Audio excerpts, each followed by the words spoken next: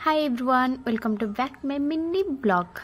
तो सकाल सकाल गाधे सारे मु पलि आसली सीधा किचन रूम को, कारण किचन रूम आज मोर बहुत सारा काम थिला।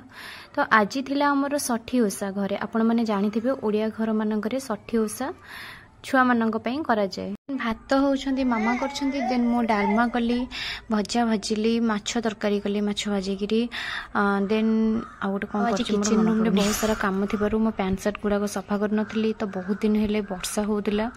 देन आज टिके खरा पक देछि, सेति पई मो बहुत सारा जिंस जुहाड़ पड़ीथिला से आडो सब सफा करूछि। तो लागी पड़ी मु सफा करियारे व्यस्त। सफा करी सीधा पळेई नुआ बहुत मते ओढ़ना टाणी आम साई भितर जीवाकू पड़िला। देन मु पळेई आसली सीधा षठी माँ को दर्शन करबा पई। तो भोगराग सब सरी जाइथिला, मु आसी केवल मुंडियाटे मारी ठाकुरंग प्रसाद खाइले।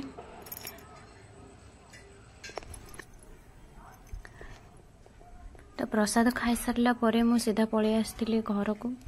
देन मते ज्वर बहुत जोर आसला, मु आसिक सोई पड़ी।